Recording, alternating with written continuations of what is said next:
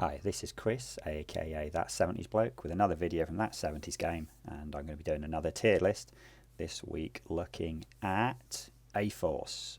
A-Force are big favourites of mine, although I haven't really had a lot of table time with them at the moment. So, I've got our standard S to D tiers here. I've got all of the characters set up, and I'll be tiering them based on how easy I find to play them, how much fun I have playing them, maybe how much I like the characters, and vice versa. Obviously there'll be some that maybe I put high because I just like them that bit more, I find them easier to play, and there'll be some that are a bit lower than people might expect because actually I found them hard to play. So starting off, I'm going to start off with the leader. I'm going to start off with She-Hulk. Okay, I'm going to start off with everyone in B tier and move up and down from there. So She-Hulk has some amazing things on her card. Her basic builder, as far as I know, is the highest damage and build we've got in the game. 7 dice, and it's very, very easy to make it more dice. Superior Weight Train, although it seems expensive at 3 power, once you've hit someone with Sensational Uppercut once, you've probably got some power. From then on, you pretty much always hit with Superior Weight Training. And which means you're often hitting on 9 dice, but sometimes you're hitting on 10. If you're hitting someone like MODOK, 11 dice, okay, which is great. On top of that, she's got a good throw. She comes with extra power. She has a medium move, so she's reasonably mobile on a medium base. Her bigger attack automatically does slow and stun, and since people get slowed by her Sensational Uppercut, then get staggered as well. So she can put out a decent amount of damage, and she's got bodyguard. The problem I find with She-Hulk is that actually her defenses aren't great, and also because she doesn't flip, she has a tendency to go down. So yeah, she might stay around for 1 or 2 rounds, but she doesn't have that bit where maybe she gets dazed at the start of the turn and comes back in the next turn and able to dish out loads of damage. What happens is she doesn't get dazed. She takes damage all the way through a turn, and then the next turn she might get damaged again. It's entirely possible she probably has one really good round, and then after that she just gets wiped out. And at 6th threat, that's a real liability. So as much as I like She-Hulk and I really want her to work, I'm leaving her in B tier. Next up, I have Angela. Angela, okay, one of the current meta favourites. I have to admit I've used her a lot. I used her in my TTS games, and I used her in a recent event I went to. She is very good at extract running. She can grab those middle points and get away to safety. She comes in with an extra power, so she does good things with Brotherhood, where she can throw a size 2 thing at another size thing to spread out the power, get her power back. She's still able to run up and grab a point, or she's able to wrap up and get a secure point and an extract. The problem I found with Angela is that she doesn't really have a huge amount of defensive tech. Okay, yes, we got the thing that enemy characters cannot reroll or change attack dice when targeting this character, but that only works against some characters. If a character's chucking a lot of dice at her, she's going to go down. So yes, she's got 4s across the board, and she does have 6 and then 7 on her other side, but for a 5 threat character, I found she doesn't have kind of maybe much a survivability as I've liked. And a lot of the time when I've played her, she has died relatively quickly. I've seen a lot of 3 and 4 threat characters last longer than. Partly it's because she gets focused down, and also her output isn't great. She's very mobile. Okay, 2 of her attacks let her move. Heaven's Wrath lets her cleave into another Heaven's Wrath if you can hit the trigger. But all in all, I found her not quite as good as I'm hoping. So whereas a lot of people put her in S tier, I think I'm going to have to stay with A. She does a lot of things really, really well, but there's times I went to think, oh, I wish she didn't die that way easily. I wish she did a little bit more damage. Next up, Captain Marvel. Okay, I think when she came out initially, people were a bit like, oh yeah, she's okay. She does have some really good things on her card. Okay, flight's not to be sniffed at. Her main attack, her rocket punch, that's pretty good. 7 dice. Wild stag, it's not bad. Her basic strike's okay. The 4 dice, which always gives her 1 energy, that's pretty nice. Okay, but her main problem is she's kind of starved for power. Binary form is what you want her in. You want her in binary form all the time, and it costs 5 powers to activate. And her throw isn't exactly cheap at 3 power. Yes, she can gain power if people shoot with energy attacks, but it's essentially a case of, well, no one shoots Captain Marvel with energy attacks. Again, kind of like Angela, when she got her defenses aren't particularly good. She's got 6 health, 3-4-3. She can go down if people focus her, but actually people probably aren't that bothered. Where she's good in faction is the fact that because she's a flyer, she can drop off She-Hulk.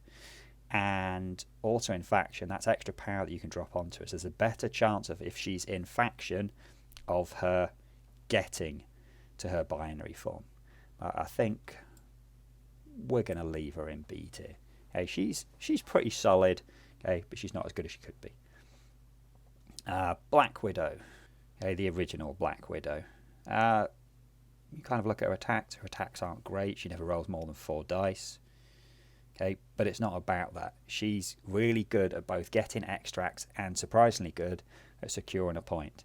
You can't shoot her because she's got stealth from more than 3, but when you're within 2, then she's getting martial artists, which means she's rolling blanks. If you decide to be in that kind of safe zone where you're outside of 2, then she's still getting counter-strike on you.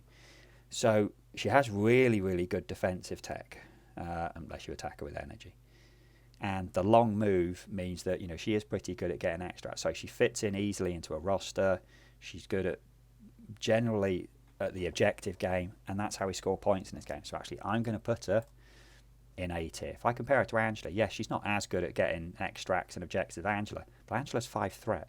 I can have Black Widow and a 3 threat for the same price, and that's why I think, yeah, Black Widow belongs in A tier. Next up, I'm going to look at one of the meta super favourites, Valkyrie. So, lots of people have been banging on about Valkyrie pretty much ever since she came out. Again, like Angela, she brings 2 threats, so she has that really good advantage in Brotherhood where she can throw things around. And she has the same thing that she can run up, she can secure a point, and she can get an extract. She also has charge, which is amazing. Being able to charge in, do extra damage is great. Her big attack with 7 dice, but then also having flurry, brilliant. Her basic strikes, okay, it's a decent one, 5 dice, gaining the power. There's nothing special on that as well. But then Warrior of Legend means that both of those attacks can turn on, and it only costs 2 power. And she's got a 2 power throw. So she kind of does everything you want to do. She can throw people off points. Okay, she can do a lot of damage when you need it to. Charge means she can be safe and then charge in and do a lot of damage. Again, like Angela, her defensive tech, she doesn't have any defensive tech. 6 on the front, 5 on the back, 3-3-3. She can go down to anyone that's trying to focus her down really quickly. Valkyrie's thing normally is that she gets in and does a lot of damage. She's doing as much damage as a 4 or 5 threat character, but she's only 3 threat. So Valkyrie, I'm going to have to put into S tier. Alright, next up, we'll go with Agent Widow. Agent Widow, it's a bit odd in that she costs more and maybe doesn't seem to do much, but I've had a lot of success with her and I've seen other people use her against her well. She's one of the few characters in the game that has an extra way of getting VP, which someone used against me last week. Her automatic pistol is pretty handy. It always gets rapid fire. It means when you use it, you're generating 2 power. Okay, there's not many attacks in the game that would guarantee to generate you 2 power. And on top of that, if you combo that with Dune Prophecy, you're rolling 8 dice attacks. Potentially you can get 4 8 dice attacks on your turn. Or if you're crazy, go with all you've got as well. You get 8 dice attacks. Hey, I've had it done to me, wiped out half my team. Widow's Kiss is pretty handy. 6 dice already isn't great for 3 power, but if there's a lot of conditions going around, then she can do even more damage. Again, Tear Gas, that can throw out a condition, and it's an area effect. So she's got some cool thing on her guard. I don't think she's amazing, but I don't think she's terrible either. We're going to stick her into B tier. Next up is Scarlet Witch. Scarlet Witch is another one who's kind of like the meta's favourite at the moment, and I'd like to say she's not as good as everyone's saying, but she kind of is. On paper, it looks like her defense isn't great with only 3, 4, 4, 6 on the front of a card, but it really makes a difference that she can roll count skulls. It kind of means on defense, you know, she's got a really good chance of getting decent defensive rolls. So kind of like where a Koi will just tank a bunch of hits. I've seen Scarlet Witch stand up to decent firepower, and if she's going first, you can usually stop the enemies doing a lot of damage to her. Also being able to throw out Hex, okay, that makes a massive difference. If she hexes someone and they attack back, then their crits aren't exploding. So between being able to put Incinerate on people, Bleed on people, Hex on people, you know, she can chuck out an awful lot of conditions. Her basic attack is 6 dice and it's from range 4. Cruel Twist is amazing. Yes, it costs 6 power, but 8 dice and the enemy isn't even counting crits. It is amazing. And it's kind of got like a variation on Pierce as well. Okay, so just from her attacks, she sounds great. But on top of that, then people also can't shake Hex and Judgment, and poison, and she's got the telekinesis, okay, and she's got flight. Literally, the only thing that's bad about her is that she's 5 threat and only has 3 physical defense. Okay, but she can put out an awful lot of damage. So, Scarlet Witch, she's going into S tier. Next up is Gamora. I really want to like Gamora. Okay, you look at her card, she's got some good stuff there. Her basic attack, okay, 6 damage. It can put bleed on people. That seems good. That should generate a decent power. She has got something which kind of works like charge. She gets thrown, okay, which actually can do damage with people if you get it close enough. Her martial prowess gives her some kind of defensive tech. When she's attacking, deadliest woman in the galaxy, okay, lets her do even more damage than she should do. It's basically deadliest woman in the galaxy's Warrior of Legend for free. And then we've got Cosmic Assassin, which basically gives us 2 6-dice attacks every time I attack. But there's kind of the problem. Cosmic Assassin is still only doing 6 dice. Godslayer does 6 dice as well. So paying 4 power to do the same amount of dice doesn't seem great. Yes, we're getting 2 attacks, but that's not great. Kind of a lot of people, I feel like I wish we had an 8-dice attack on her, something that was going to do silly amounts of damage. And also defensively, although she has martial prowess, she's only got 3s normally, and she's only got 5 health. So unfortunately, Gamora ends up getting killed super easily. Long move is nice, but she's just not as good as we were hoping. So I think I'm going to have to put her into C tier. I still think she's good. She's not terrible. She has a place, but yeah, could have been better. All right, next up, we're going to go with Crystal. Crystal's a weird one. Okay, again, she suffers from not having great defenses, but she's a long mover with flight. She's inhuman, which means she can get rerolls. That's great. I hate her attacks. She's only got 1 attack, which does more than 4 dice. Now, one thing that's pretty handy is that all of her attacks gain her power, and she can actually do 3 attacks. But to me, it always seems a bit bad that, well, I can only do those 3 attacks, and the attacks I can choose from aren't great. I wish she had Storm's ability where she could pay power to bump up the damage in her attacks. So you can't even guarantee on her putting out conditions. And again, she's got an ability like Scarlet Witch, is stopping people shaking conditions, but all her conditions are on wild. So when you're only rolling 4 dice, hoping to get a wild, it's not a great chance that you're going to hit those wilds. So if you're struggling to hit the conditions and your attacks aren't doing a huge amount of damage, and actually to get a 3rd attack you need 4 power, but you only generate 3 power on a turn if you hit all of your attacks, she's really struggling to do anything particularly useful. And I think because of that, she doesn't really get into a lot of rosters. So I'm going to put her in C tier. She could have gone into D, but she does have a lot of decent conditions that she's throwing out. She is a long mover, but yeah, I think she could be a lot better. Now, we'll go with her fellow Inhuman, Medusa. Medusa is really good. Partly it's because maybe her attack is a bit broken in the fact that she can hit some with her base attack, 5 dice with a reroll, decent chance of getting damage on. That pushes someone short. If you've rolled a wild, you get to do a 2nd attack, but you can do the 2nd attack before you do the push. So if you manage to hit them twice and damage them twice, that's 2 short pushes. That can push some models a really long distance away. It costs them at least an action to get back into the game. On top of that, she's got a pretty decent throw. Her roll decree gives you some movement shenanigans. Okay, she has the same kind of weird defensive tech that Angela has with her hair. The fact that she's 3/3/3 and 6 health isn't terrible because her main attack being 3 means she's slightly further away and she pushes people away, so they're not able to get loads of attacks back into her. So she's really doing a good job. So I'm going to put Medusa into A tier. Next up, I'm going to go with Okoye. Okoye's a kind of a weird one. Okay, I've seen games where Okoye does nothing. You put her on the table, she doesn't have bodyguard to start with, someone just kills her, or she does bodyguard, she has only got 3 defense, even with a reroll. If she rolls badly, she'll die straight away. She really needs to be in close. If she's within 2 when someone's attacking her, she's getting those blanks with the reroll, she has a decent chance of staying around. It's when someone shoots from a distance and she's taking the bodyguard things, that's when she can go down quite quickly, and then she hasn't done a lot. But I've had games where she bodyguarded someone like Scarlet Witch all game. Scarlet Witch hasn't even taken an attack. I've had games where Okoye has sat on a point and tanked all the attacks coming in, and for 2 threat she's done a really good job. I've had other games where she fell over quickly, but for a 2 point with bodyguard, I'm going to have to put her in S tier. Okay, she's always worth taking, which is why you see her pop up in so many different rosters, even unaffiliated, and here we can take her affiliated. Staying on Wakanda, we've got Shuri. Shuri has 2 really amazing things on her card. The first one is that her basic attack has an auto push. So whereas Medusa, you were hoping you had to get that damage to do it, Shuri always gets the push. Yes, she can only do 1 damage, okay, but she's almost always getting that damage on, and she always gains a power on it. So an automatic push is amazing, okay, and she pretty much always hits it. And range 5 means she can do that for a very long distance. On top of that, she's got upgrades, which is giving loads of people around her potential rerolls on both attack and defense, and they're not having to spend it. It's Shuri that spends the points, and she usually has a decent amount of points from both Super Genius and the power of her Panther Gauntlets.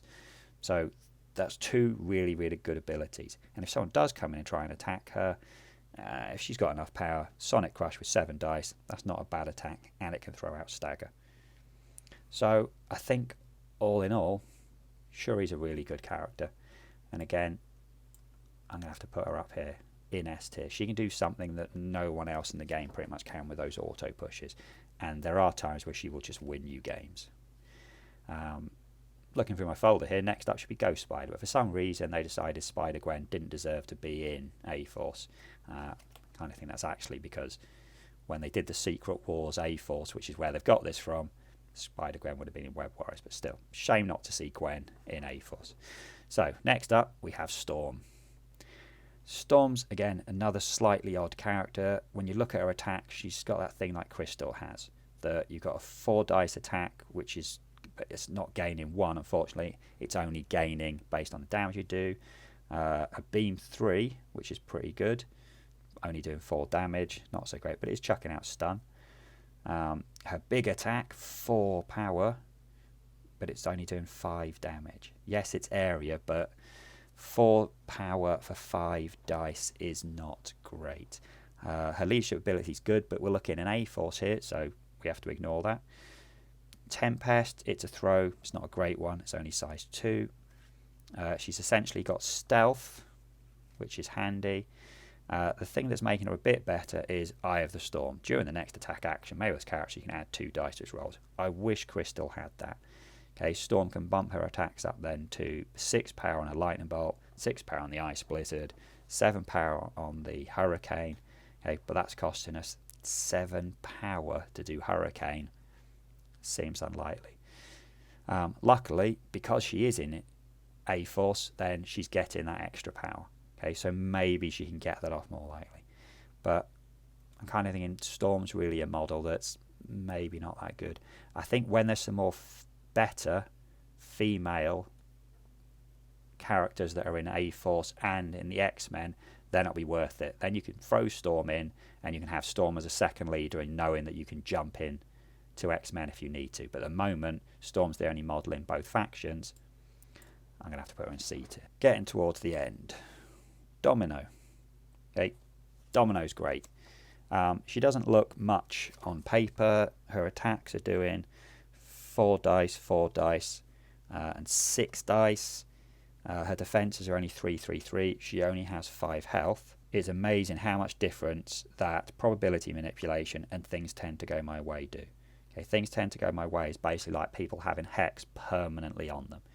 Probability manipulation means if someone shoots you and you roll a skull, you can turn that skull into a crit, is amazing.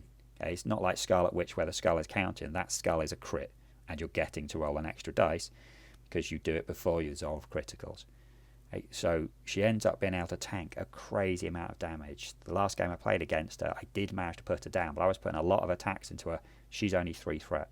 If everyone's putting their attacks into Domino trying to take her out, they're not attacking Cable or Deadpool or someone else. As well as that, Grenade Bounce is really, really good because it's thrown out there, is giving Incinerate to the character it hits, and if you get the trigger, you're damaging other people around them.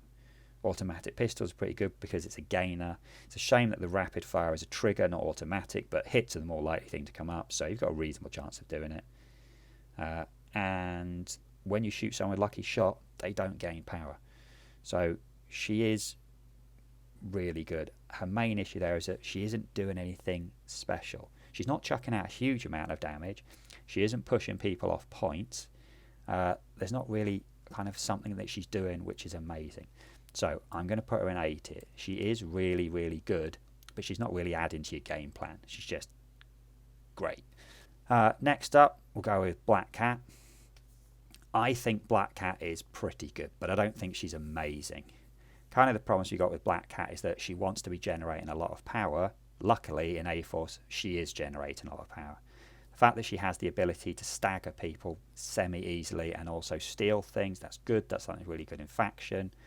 But I do wish that Black Cat had a bit more of Domino's survivability. Okay? I think it's a bit unfair that she's got a bad luck thing, and a bad luck thing is represented in the same way as Medusa's hair and Angela's braids. I really think she should have had another one of Domino's defensive abilities. So I'm going to put her in B tier. I think probably if she wasn't in A-Force, I'd put her lower than this, but because she's going to mitigate her power problems a bit, I'm going to put her there in B tier. And then lastly, because I forgot her, is Wasp. Wasp is pretty cool. She had some good stuff on her card. Her attack that the enemy doesn't gain power, okay, her Stinger Blast in a small form, that's nice. You can damage people and they're not gaining power for it. Her slightly bigger attack where she's doing 6 dice for only 2 power, that's good. But she's not really doing a lot. She's not an extract runner because once she picks up an extract, she can't run away with it. She's not great on a secure because if she's on a secure, the enemy can get close to her and then she can't use stealth. And her defenses are pretty terrible. Okay, really she wants to be running around at a distance, shooting people, except she can't even do it at a distance because her main attack is range 2 and the others are all range 3. She kind of falls into this thing of she's not quite doing what you want to do. So she is pretty cool. She can do some things. I'm going to put her in C tier. And so there we go. We've ended up with an equal amount of C and B and A and S. Okay, so it's not exactly making us a nice little pyramid there. On the plus side, I don't think there's any models here that are terrible. I think some of the models that maybe if they weren't in this faction might be worse. I think She-Hulk's leadership is kind of bumping some of these models up a bit. The biggest problem I have with A-Force is the fact that their leader isn't right up there. If She-Hulk was a little bit better, and mostly I just wish her card would flip. If she had 10 on one side and 10 in the other, I think that would make a world of difference. Without that, you know you're going to lose She-Hulk unless you sort of play her on a flank. And having to pay your 6th threat leader out on the flank where she's not really in amongst it, that just doesn't seem good. So on the one hand, yeah, A-Force is great. You've got a lot of really good models here, all these S and A tier models. The problem is you've got to take 6 threat worth of She-Hulk to be able to get this group as an affiliation. And that's the thing that I'm finding at the moment. I wish there was a second leader that was only 4th threat, and then I think I'd just be playing A-Force all the time. Anyway, if you're not happy with that, let me know in the comments. If you are happy with that, give me a like, and if you're super happy with it, then feel free to subscribe. So catch you all later, and bye for now.